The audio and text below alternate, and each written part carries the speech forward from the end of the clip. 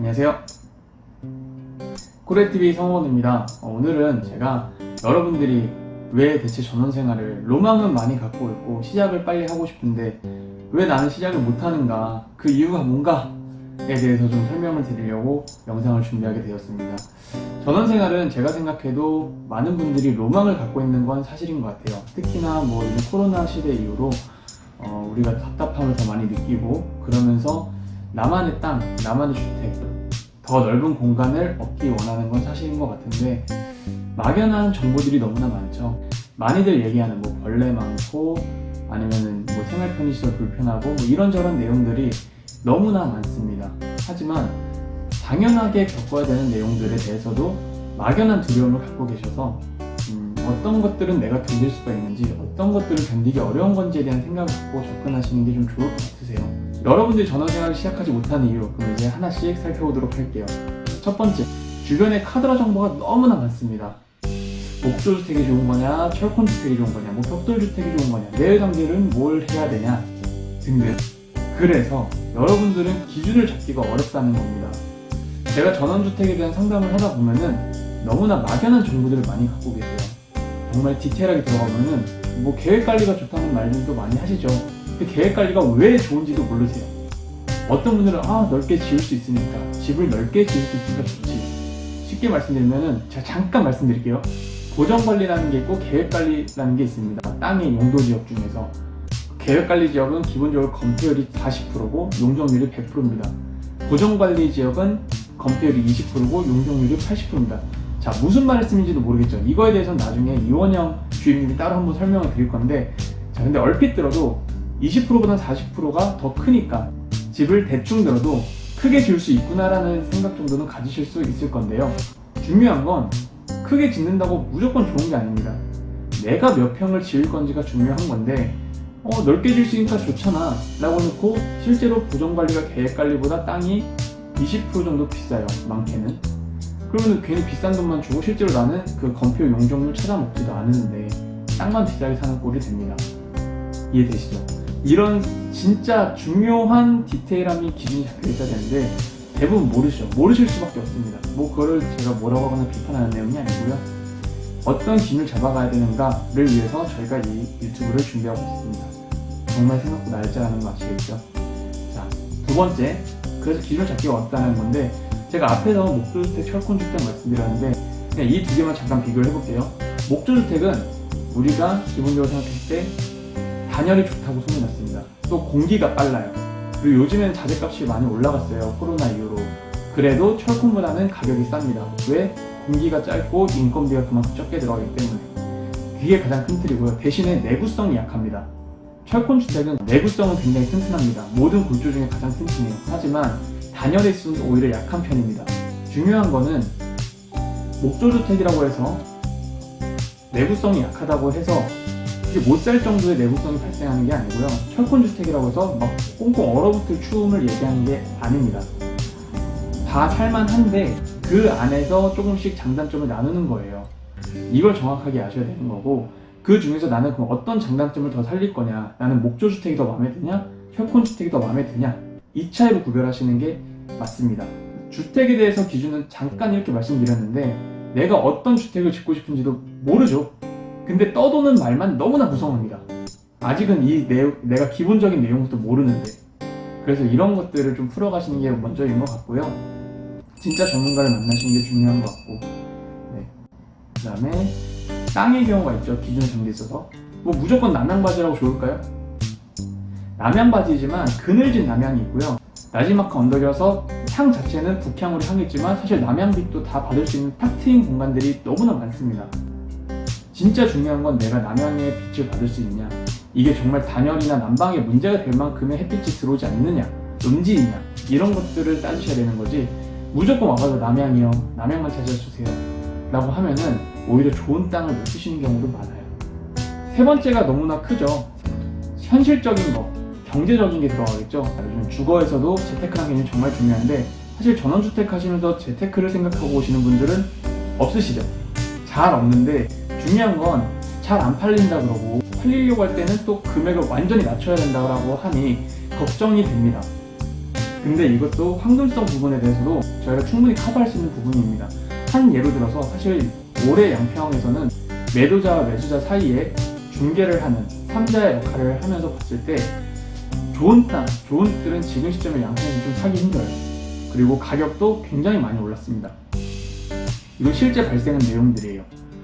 어떤 집들은 급매로 나오기도 하죠. 그 와중에 급매로 나오는 거 있습니다. 그거는 전원주택이라서가 아니라 뭐 아파트나 도시에 좋은 집들도 마찬가지예요. 급매로 나오는 건 어디에나 있습니다. 경매로도 나오고요. 그런 정도이지 그게 뭐 쏟아져 나온다 이런 개념이 절대 아닙니다. 좋은 집, 좋은 땅들은 가격이 계속해서 오르고 있고 또 생각보다 매도자 우위인 경우가 많습니다. 제가 갖고 있는 매물 중에서도 집주인분들이 광고도 못 하게 하는 경우도 너무 많아요. 프라이버시하게 거래를 하고 싶어서 이거를 좀 팔았으면 좋겠는데 이 집은 바로 내가 계약을 시킬 수 있을 것 같은데도 집을 내놓지 않는 경우도 있습니다. 처음에 어떻게 기준을 잘 잡고 내가 재테크 개념까지도 가지고 있을 수 있습니다. 충분히. 재테크 개념이 없다면 황금성이나 재테크에 대해서 또 같이 관심을 가져볼 만한 거리가 될 수 있습니다. 이거 관련해서는 사실 제가 강의를 준비하고 있는 부분이 있어요. 물론 이거에 대한 맛보기를 제가 유튜브에서 풀지 아니면은 강의로 진행을 할지는 조금 저희가 회의 중에 있지만 혹시나 관심 있으신 분들은 댓글이나 뭐 유튜브 통해서 메일을 주시거나 많이 연락을 주시면 그걸 충분히 검토해보고 제가 뭐 서비스를 풀 수 있는 건 더 많이 풀어보도록 하겠습니다.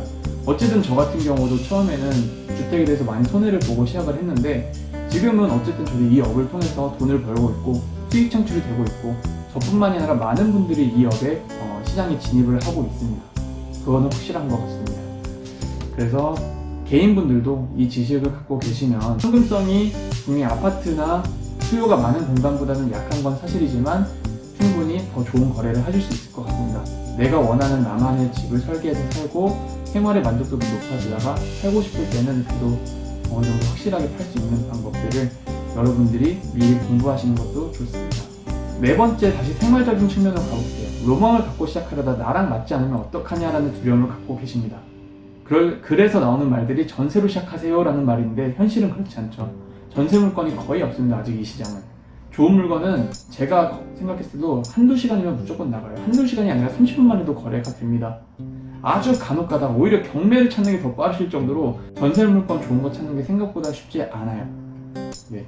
뭐 제가 여기 양평에서 최근에 시장이 활발해져서 그런지 모르겠지만 다른 지역 같은 경우는 전원주택은 전세 찾기가 쉽지 않다라는 게 대부분 말하는 시장의 말들입니다. 그래서 맞지 않을 수도 있다라는 막연한 불안감, 그럼 이걸 어떻게 해소시켜야 되냐 라고 했을 때는 작은 단위로 시작해보시는 것도 좋으세요. 작은 단위의 집들은 나 같은 수요가 정말 많습니다. 제가 옛날에도 말씀드렸는데 1억대 전원주택들이 아직도 있어요. 뭐 전세까지는 아니어도 1억대 전원주택들이 충분히 있고 이렇게 작은 단위로 시작해보시면 세컨하우스로 시작해보시면 다음에 파실 때도 가볍게 파실 수는 있습니다. 거래가 분명히 활발한 건 사실이에요. 일단 1억대 괜찮은 집을 찾으시는 소규모 1, 2억대 찾는 것도 상당히 좋은 방법입니다. 다섯 번째가 사실 가장 일반적이겠죠. 마음에 드는 땅, 마음에 드는 전원주택이 없어서 너무 로망을 갖고 계시면 그 로망을 100% 충족시켜주는 경우는 잘 없는 것 같아요. 로망이라는 게 정말 이상적이기 때문에 100% 만족시켜주는 건 없는 것 같고 그 중에서 내가 선택권을 5개 정도를 가졌다, 기준을 5개 가졌다, 그럼 포기할 수 있는 순으로 몇 개를 잡아보시면 가장 만족스러운 전원주택을 찾을 수 있다고 생각을 합니다. 예를 들어서 나는 강조망이어야 돼, 아니면 산조망이어야 돼, 뭐 이런 조망권에 대한 내용이 있겠고, 두 번째로는 뭐 경사가 어느 정도여야 돼, 그리고 햇빛이 어느 정도 들어와 있어야 돼. 좀 더 디테일하게 들으면 이건 난방비가 얼마만큼 드는지 체크했으면 좋겠다 까지 가면 더 좋겠죠, 구체적으로. 그 다음에 네 번째로 뭐가 있을까요? 접근성이 좋아야 돼, 주변 환경시설이 좋아야 돼. 이런 식으로 몇 가지 잡은 다음에 이 중에서 나는 조망권은 절대 포기 못해, 그리고 단열 난방도 절대 포기 못해, 하지만 편의시설은 조금 멀어도 괜찮아 라는 생각이 하시면은 다른 조건이 다 충족했을 때 이것만 충족 안 됐다 라고 하면은 탁 포기하시면 좀 더 빠르시겠죠. 이런 식으로 기준을 잡아가시는 게 100% 만족하진 않더라도 90%, 80% 만족하고 사시면 남들에게는 부러운 집을 충분히 사실 수 있습니다. 제가 아까 말씀드렸던 황금성, 다시 팔 때도 남들도 똑같이 좋게 볼 확률이 높아져요. 네. 제가 이런 식으로 경험을 했던 실제 내용들을 통해서 여러분들께 정보를 전달드리려고 하고 있고요. 저희 코덱TV는 뭐 몇 번 보셨던 분들은 아시겠지만 시공 부분 따로 교우님이 해주시고 현장 관련 부분, 저희 현장 홍보 더 중요합니다. 저도 그건 같이 해야 돼요. 피노밸리 사랑해주세요. 아무튼 그 현장에 대한 부분이 또 따로 있고, 그 다음에 공무, 인허가 관련, 서류 관련에 대한 내용을 또 원영님이 따로 해주고 계십니다. 그래서 효빈님, 원영님, 규호님 다 같이 하고 있고, 저 같은 경우에 전반적인 전원생활에 대한 설명을 드리고 있기 때문에 풀어서 말씀드리는 것도 있겠지만, 어떻게 보면 로망을 가지시는 부분에 대해서 현실적으로 기준을 잡아드리고 장점, 단점, 단점도 분명히 있기 때문에 이런 장점, 단점을 서슴없이 말씀드리도록 하겠습니다. 좋아요, 구독 꼭 눌러주시고요. 그리고 저희 피노밸리도 관심있게 계속해서 봐주시면 감사하겠습니다. 현장 지금 모델하우스가 2층까지 올라왔거든요. 꼭 와서 한번 보시면 좋겠어요. 정말 도움 많이 되실 거고, 공부하러 오신다는 생각으로도 와주시면 감사하겠습니다. 그러면은 좋아요, 구독 다시 한번 눌러주시고요. 저는 이상 성호관이었습니다. 감사합니다.